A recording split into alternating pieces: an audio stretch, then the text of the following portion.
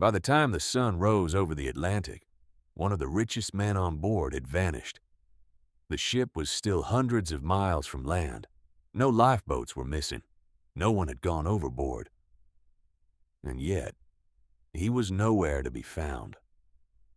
At exactly 6:12 a.m., the luxury cruise ship Atlantic Majesty continued its smooth course across the Atlantic Ocean. More than 3,000 passengers were waking to another day of vacation. Some watched the sunrise from the upper decks. Others filled the breakfast buffet with laughter and conversation. To everyone on board, it seemed like a perfect morning. Then an urgent call reached the ship's security office. A cabin steward reported that the owner of Suite 1301 hadn't answered his door. That alone wasn't unusual. But Richard Hale never missed his morning routine. Every day at exactly 6 o'clock, he ordered black coffee. Every day at 6:15, he walked the promenade deck. Every day at 7, he reviewed financial reports before breakfast. Today, nothing.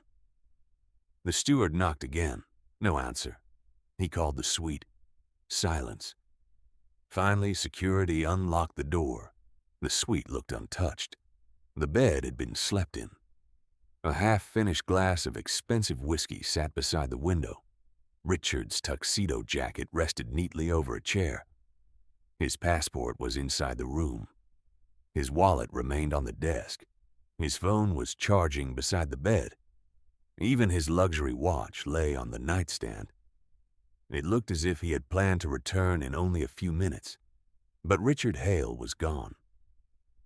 Within 20 minutes, the captain quietly ordered an internal security search. No public announcement, no panic.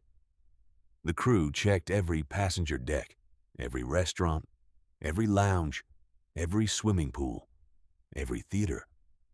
Nothing. The surveillance team immediately reviewed overnight camera footage. Richard was last seen leaving the charity gala shortly after 11:40 p.m. He smiled politely at several guests. He entered the elevator alone. The cameras captured him walking toward Suite 1301. At 11:47 p.m., he unlocked the door. He stepped inside.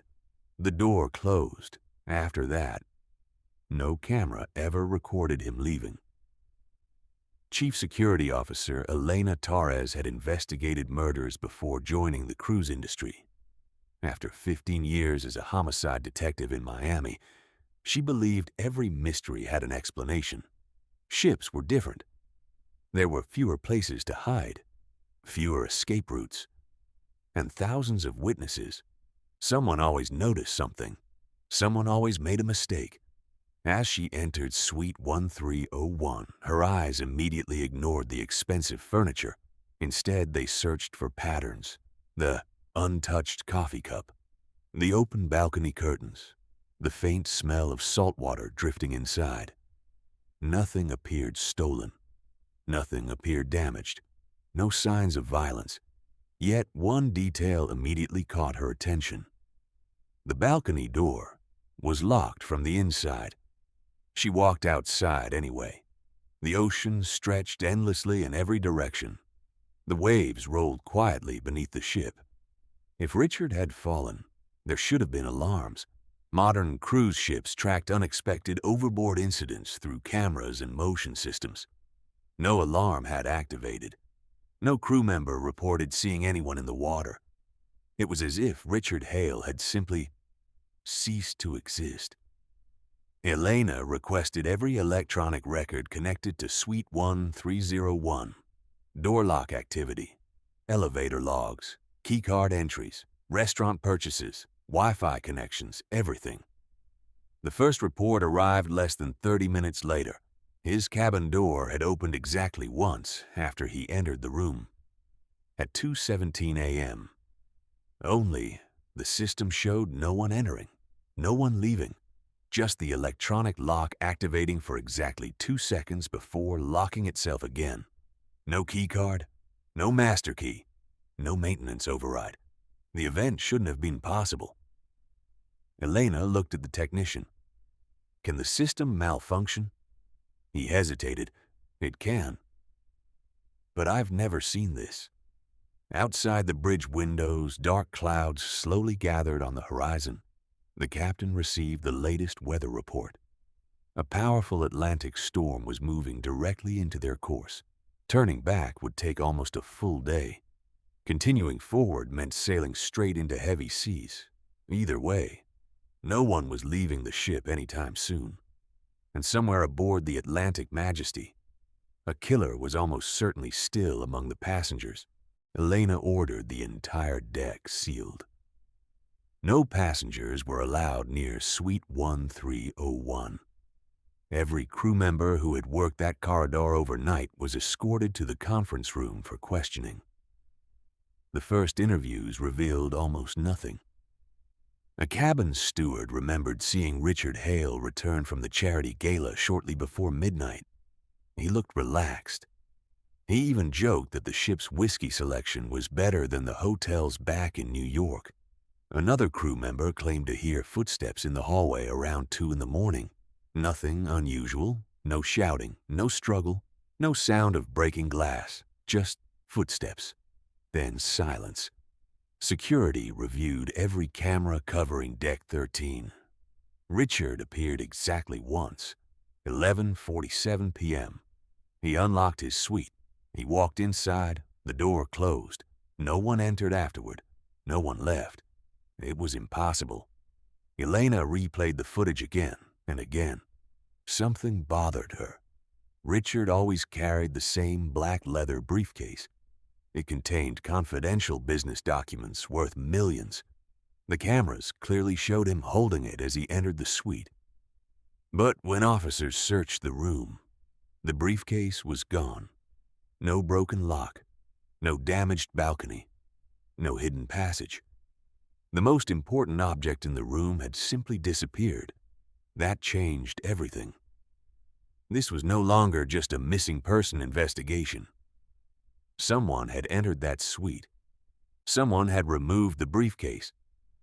And somehow, they had done it without appearing on a single security camera. As rain began to strike the panoramic windows of the bridge, Captain Daniel Brooks received a weather update. The Atlantic storm had intensified. Waves were expected to reach nearly 30 feet before midnight. Returning to port was no longer possible. The Atlantic Majesty would remain isolated at sea for at least another 24 hours. If a murderer was on board, there was nowhere left to run. By noon, the atmosphere aboard the Atlantic Majesty had changed completely. Passengers still filled the restaurants. Children still played beside the pools. Live music echoed through the central atrium. But beneath the polished surface, fear had begun to spread. The captain announced that a technical inspection required everyone to remain on board until further notice. Most accepted the explanation. Others didn't. Rumors traveled faster than the ship itself. Some whispered that a passenger had fallen overboard. Others believed a thief was hiding somewhere below deck. Only a handful of senior officers knew the truth. Richard Hale had vanished without leaving a single trace. Elena gathered her investigation team inside the ship's security control room. More than 2,000 cameras monitored nearly every corridor, staircase, elevator, restaurant, and public deck. If Richard had left his suite, the cameras should have captured him. A technician synchronized every recording from 11:30 p.m. until sunrise. Hour after hour, they watched the footage. Nothing. At 11:47 p.m., Richard entered Suite 1301. No one followed. No one exited. Then Elena noticed something unusual. At exactly 2:17 a.m., one hallway camera froze for 8 seconds. It wasn't completely black. The image simply stopped moving. When playback resumed, everything looked normal again. Passengers walked through the corridor. A steward pushed a laundry cart. An elderly couple entered the elevator. No alarm had ever reported the interruption. The technician frowned. That's strange. Our recording servers never lose individual cameras." Elena leaned closer to the monitor. What happened during those 8 seconds? The technician shook his head. "I don't know. But someone wanted us not to see them." Minutes later, another discovery changed the entire investigation. The ship's electronic keycard system showed that only 5 people had access to the master service corridors hidden behind the passenger suites. Those corridors weren't shown on passenger maps. Most guests never knew they existed. One of the 5 keycards had been used at 2:16 a.m., exactly 1 minute before the hallway camera froze. Elena looked at the access log. The name on the screen made the room fall silent. It belonged to Chief Engineer Victor Novak, a man who claimed he had spent the entire night inside the engine control room, surrounded by witnesses. The next morning, the storm hit with full force. Towering waves crashed against the hull of the Atlantic Majesty, forcing passengers indoors. Restaurants stayed open, shows continued, and the crew smiled as if nothing had changed. But below the polished decks, the investigation was falling apart.